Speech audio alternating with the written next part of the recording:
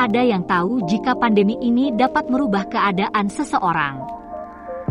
Salah satu bisnis yang berkembang di saat pandemi ini adalah Oma Eli, yaitu restoran bertema masakan Italia. Chef Andri, founder sekaligus chef di restoran tersebut. Restoran yang awalnya hanya menerima pesanan dari teman-temannya, kini menjadi berkembang dan sukses. Dan kali ini pihak LPK Subame berkesempatan mewawancarai Chef Andri. Beliau berbagi tips dan trik bisnisnya hanya di video ini. Semoga rekan-rekan semua mendapatkan manfaat dan menjadikan ini sebuah ide untuk berbisnis di kemudian hari.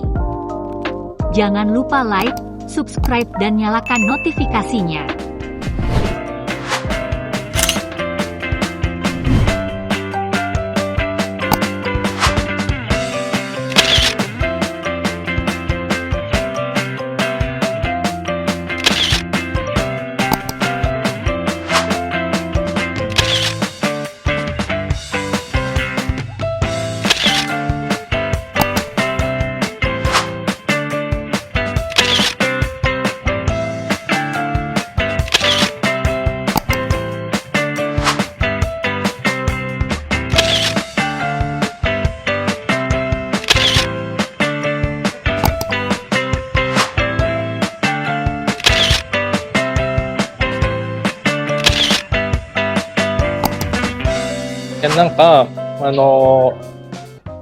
お参りのコロナの前って、もとオフラインの、完全予約制のレストランだったと思うんですよね。で、それ知って、前行こうとした時ぐらいにコロナになったんですよ。で、そこから結構お参りって大きくこうモデルチェンジ、ビジネスモデル自体をこう大きくチェンジしてて、そこからそこのお店を多分全然開けないで、こう、デリバリーの方向に大きく舵切ってるんですよね。で、結構そういうなんか、特にレストランのビジネスで、こう大きく、ビジネスモデル自体を大きく変えるみたいなのって結構勇気も必要だし、こういろんなこう、失敗する可能性ももちろんたくさんあると思うんですよ。しかもコロナって特に見えなかったと思うので、なんかその辺の決断とかってどういうもとにしたのかなみたいなのすごい興味があって、で今またオフラインの方の予約制のレストランもされてるっていうので、この変化の対応していくなんか形みたいなのすごい難しいじゃないですか。じゃあなんか経営されて、僕もちょっとこう経営かじってるんで非常に興味あるなと思って。Iya, gini pertanyaannya Pak, mungkin kan memang Mr. Siga ini background-nya juga pernah ada di kuliner ya Pak ya, jadi memang tahu sekali gitu ya sulitnya gitu loh bertahan, apalagi yang kita tahu itu kan Oma Eli dulunya sebelum corona ya Pak ya, sebelum corona terjadi itu kan khusus untuk reserve only ya Pak ya, hanya untuk yang sudah booking saja gitu. Jadi pada saat Mr. Siga udah booking ke sana, nah pas dapat bookingannya terus pas ke sana itu pas corona gitu loh. Akhirnya jadinya terus kemudian Oma Eli berubah haluan langsung menjadi yang online-nya gitu loh. Nah, jadi benar-benar untuk yang reserve-nya ditutup, lantas langsung berubah haluan ke melayani hanya untuk online gitu. Nah, itu kan sebenarnya semua tidak ada yang mengira gitu, semua tidak ada yang memperkirakan corona akan terjadi seperti ini. Nah, bagaimana caranya Bapak sebagai owner ini langsung mengubah strategi secara drastis ya Pak ya, maksudnya secara besar gini itu kan membutuhkan keberanian yang luar biasa dan strategi yang luar biasa gitu loh. Maksudnya apa yang bisa mendasari kok berani untuk tiba-tiba mengubah strategi haluan seperti ini, dan lantas sekarang setelah corona sudah lumayan membaik gitu, Bapak bukan mengubah ya, artinya menambah lagi yang ini juga ada, yang bisa langsung dine in juga ada, yang untuk di online juga ada. Nah, itu perubahan-perubahan seperti itu bagaimana gitu mendasarinya? Mungkin kalau di Jepang kan segala sesuatunya butuh perencanaan yang sangat-sangat matang dan akhirnya butuh waktu yang sangat lama untuk menentukan sesuatu, memutuskan sesuatu gitu Pak. Nah, itu datang dari mana gitu seperti itu? Oke, itu memang kita sangat beruntung ya. At that time we were very lucky. Mungkin one part of it, a gift and a curse. At that time tim kita masih besar, mungkin sekitar 20-30 orang gitu kali ya. Compare ke sekarang udah hampir 250-300 orang. Jadi timnya masih kecil dan jadi masih fleksibel. Itu mungkin one of the gift Dan kita ya karena kita sifatnya small business, jadi pada saat kita pivot untuk ke delivery option itu sebenarnya kita nggak ada tujuan ke sana. Dari dulu juga kita berapa kali minta delivery option, saya nggak kurang setuju karena memang apalagi makanan seperti pasta gitu, itu makanan yang harus dinikmatin secepatnya. Mungkin 2 menit, 3 menit, 5 menit. Lebih dari itu cita rasanya berubah gitu. Nah, kebetulan pas corona terjadi, kita baru aja dapat kiriman fresh truffle sekitar 2 kilo. Nah, fresh truffle itu nilainya sangat mahal. Per kilonya itu 20 sampai 30 kilo, bisa sampai ada 40 50 kilo. 50 juta, sorry. Per kilonya 20 sampai 30 sampai 50 juta per kilo. Jadi pada saat corona happen, kita punya stok fresh truffle mungkin sekitar 50 juta. Yang nggak mungkin itu saya mubazir gitu loh. Itu nggak mungkin. Jadi yang kita lakuin, kebetulan memang kita lagi R&D truffle pizza buat season berikutnya. Memang kita udah mulai testing. Jadi pas corona terjadi, kita langsung bikin menu. Awalnya cuma ada 3 pizza, sama 2 protein, 1 ayam, 1 daging gitu. Ya langsung kita blast ke teman-teman dan nggak nyangka responnya luar biasa. Cuma yang menjadi kendalanya karena tim kita kan nggak biasa untuk delivery a la carte, yang delivery just in time. Jadi memang harus banyak perencanaan dari pre-order, hari ini kita bisa kirim berapa, sampai waktu itu kita per jam tuh ada maksimum, jadi 1 jam kita cuma bisa bikin misalkan 20 pizza. Jadi orang delivery itu ada time slotnya, jam 1 sampai jam 2, jam 2 sampai jam 3, jam 3 sampai jam 4, jadi ada time slotnya. Untuk nge-manage ekspektasi biar customer nggak jadi marah makanan datangnya telat atau itu. Karena tim kita juga masih dikit banget ya gitu. Mungkin kalau kita lihat balik, it's about leading by example. Mungkin mimpin dengan mencontohkan, karena kita semua nggak ada template ya, nggak ada case study, nggak ada yang bisa kita timbang gitu loh. Beda kalau kita masuk bisnis baru. Jadi memang di situasi seperti itu ya mau nggak mau kita harus just do it, and of course we make a lot of mistake, tapi yang paling penting dengan membuat kesalahan lah ya kita akuin kesalahan itu, benar-benar minta maaf dan coba memperbaiki langsung ke konsumen semua masalah-masalah itu. Dan ya kita bersyukur banget kita punya tim yang sangat suportif, tim yang pengertian dan mau diajak beradaptasi dengan perubahan-perubahan SOP ini. いやなんかこのコロナでなんかこう特にレストランっていう業態ってすごい厳しかったと思うんですよね。でそこで逆になんかビジネスのサイズをアップしてるレストランって多分ほぼほぼないと。これ日本を含めてもなかなかないと思ってて。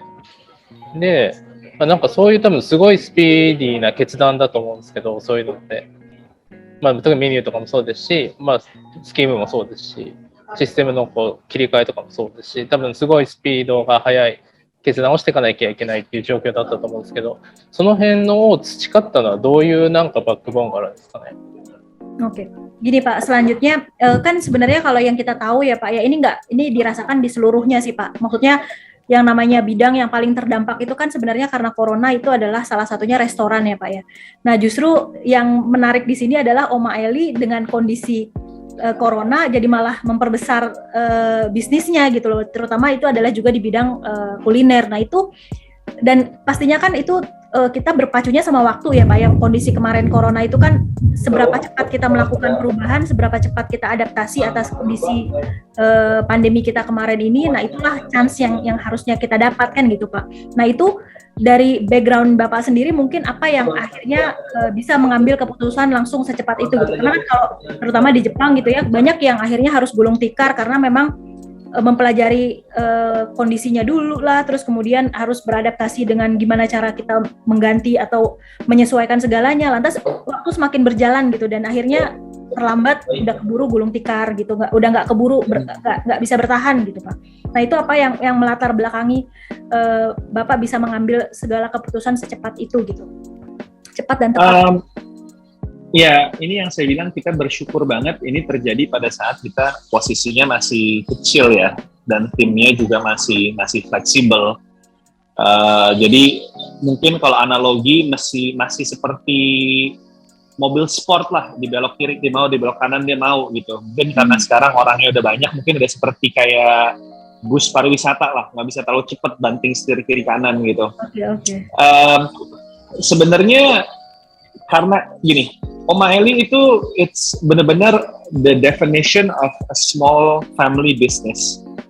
Jadi pada saat awal tuh di titik itu benar-benar saya masak, istri saya jawab WA, kirim order Gojek buat kirim makanan gitu, dan anak saya tuh seharian main ya di dapur gitu. Itu ke sehari-harian kita dari jam 7 pagi sampai jam 7 malam gitu, 8 malam setiap hari kayak gitu, kita baru pulang jam 8 malam. So, kita nggak punya kesempatan untuk mikir, bener-bener ya kalau itu travel 50 juta hilang dan travel nggak bisa dibekuin gitu ya udah bisnis kita bangkrut udah gitu. Jadi ya bener-bener apa ya, what's the word? Kepaksa dari situasi yang kita harus do something about it gitu. Jadi sebenarnya it's not bukan sesuatu hal yang kita hebat atau kita pinter atau pelajari, ya benar-benar survival instinct aja sih sebenarnya. いやなんか非常に勉強になるというか、多分生徒たちにもすごいためになります。でもコロナがね生んだサクセスストーリーだと思うんで。Jadi memang kalau kita lihat kondisi Oma Eli ini, corona membuatnya menjadi sukses gitu loh Pak, maksudnya. Jadi kayak itu juga mungkin bisa jadi pelajaran buat siswa kita gitu, kalau ya musibah tapi tidak selamanya akhirnya berdampak buruk gitu. Iya, mungkin ini ada mungkin pesan dari Oma Eli dari awal ya, yang secara fundamental itu dua hal. Nomor satu, kita ngerti apa yang kita jual. Dalam arti begini, restoran di Indonesia itu mungkin sedikit beda ya dengan restoran di Jepang. Dimana coba kita pikir ulang, pada saat kita pergi ke restoran, yang kita cari apa? Sering-sering kalau kita nyari kayak kafe-kafe atau mall, yang kita cari itu bukan ada spesifik makanan yang kita kangenin di sana, tapi yang kita cari adalah tempat atau fasilitas untuk kita nongkrong, untuk kita relaksasi, untuk kita pacaran, untuk kita reuni, untuk kita nunggu ganjil genap, untuk kita ngerjain tugas, dan seterusnya. Intinya adalah kita kesana tuh bukan karena mau makan makanan itu gitu loh. Jadi itu yang kita ngerti dulu, yang kita jual tuh sebenarnya ambience, bukan makanan. Dimana kita di Oma Eli mengerti, oke, kalau di rumah yang harus dijual itu adalah rasa dan makanan. Dan kedua, dengan kita ngerti apa yang kita jual, ini kita mengerti, oh kalau memang kita fokus menjual makanan, nggak usah lah terlalu banyak buang waktu di branding, logo, packaging, ini itu. Lebih fokus ke fundamental dan fungsi, bukan ke estetika. Nah ini kayak Oma Eli awal-awal itu menu, sampai sekarang malah, semua menu saya foto sendiri, cari tutorial di YouTube, sama menu semua saya desain sendiri di PowerPoint gitu. Jadi kalau kelamaan nunggu desainer, nunggu branding agency, ntar ujung-ujungnya nggak jalan. Dan yang kita jual kan kualitas makanan, bukan branding essence-nya gitu. Perkenalkan, nama saya Sutrisno, saya siswa dari LPK Subame. Saya tertarik banget dengan profil Pak Andrea, karena beliau dari bisnis rumahan sampai sekarang menjadi restoran yang makin besar, malah di saat pandemi seperti ini. Untuk resep masakan Italian food itu kan dipelajarannya kan sangat susah ya. Itu Bapak dapat dari mana itu? Mengaplikasikan ke lidah orang Indonesia kan nggak gampang, Bapak. Nah ini sebenarnya banyak menjadi trap orang-orang ya. Terlalu kita mikirin apa yang lidah orang Indonesia sukanya seperti apa. Jadi banyak sekali orang mulai bisnis itu kan, kalau kita orang sekolah bisnis kita harus buat target marketnya siapa, kita unique selling point kita apa, kita mau jualnya ke siapa dan gimana caranya. Ini saya ngelihat, apalagi buat small business, ini menjadi masalah paling besar. Saran saya dan yang kita aplikasikan dan kita melihat berjalan di Oma Eli, kita harus mentargetkan produk kita tuh buat diri kita sendiri. Buat diri kita sendiri sama buat teman-teman kita. Karena kalau kita suka dan produk itu memang khusus buat segmen seperti orang kayak kita, dan pasti kan teman-teman kita kan pasti orangnya mirip-mirip kayak kita.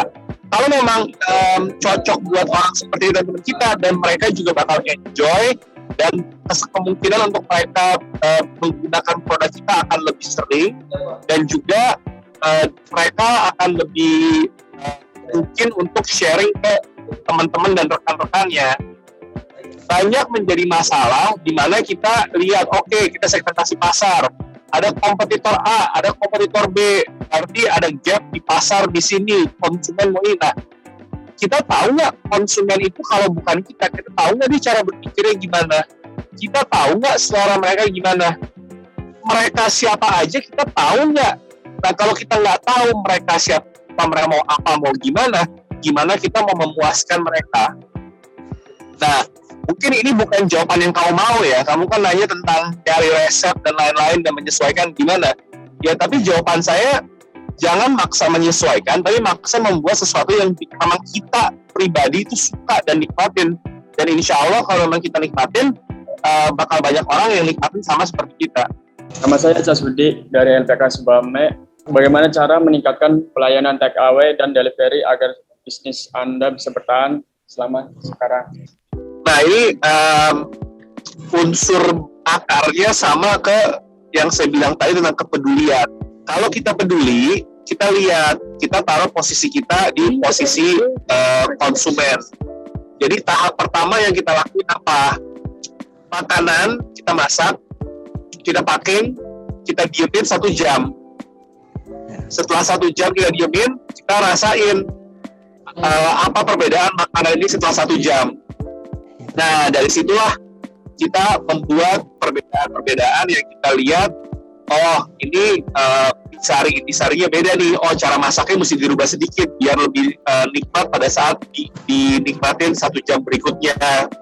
Contoh, sekarang semua pasta kita, kalau kamu lihat datang itu ada extra chili flake, parsley, sama olive oil dipipet on the side. Karena memang itu sentuhan kecil yang bikin sangat nikmat, yaitu penaburan parsley segar di akhir dan olive oil penambahan tetesan di akhir, karena dia ngangkat rasanya. Nah, kita lihat parsley ini pada saat udah kena panas 1 jam, aroma segarnya hilang. Business delivery ini kan nggak ada. Dengan pandemi ini kan nggak ada contoh yang bisa kita anuti atau bisa kita tiru kan. Kita harus membuat inisiatif-inisiatif sendiri. Ya caranya dengan peduli dan dengan menaruh posisi kita di posisi konsumen. Berarti untuk itu yang paling ditonjolkan itu untuk ke pelayanannya ya Pak ya, kayak senyum sapa salam gitu, itu wajib diterapkan di situ ya? No, bukan. Kalau Jepang ya, kamu di Jepang tuh ada budaya yang saya anutin juga, yang saya pakai di Oma Eli juga, namanya omotenashi. Kamu pernah dengar nggak namanya omotenashi? Omotenashi itu nggak ada hubungannya dengan senyum. Omotenashi itu berhubungan dengan mengerti dan mengantisipasi keperluan konsumen sebelum konsumen minta. Contoh, di depan toko ada tempat nyimpen payung biar nggak basah masuk ke dalam. Terus kalau lagi hujan, kantong plastik kertas itu ada tutupnya lagi biar nggak basah gitu. Beli bukunya disampulin dulu biar nggak gampang kotor. Itu tuh hal-hal yang dasarnya tuh kepedulian. Nggak ada hubungan dengan semata-mata senyum dengan sapa. Sudah? Baik. Ya, sudah. Oke, terima kasih banyak Terima Pak. kasih Bapak Andre. Ya, Pak. Terima kasih. Baik, terima kasih semua. Yuk, mari. Terima kasih banyak. Selamat sore. Iya, Bapak makasih. Andre. Yuk, makasih waktunya semua. Good luck ya dengan magang kalian. Makasih banyak.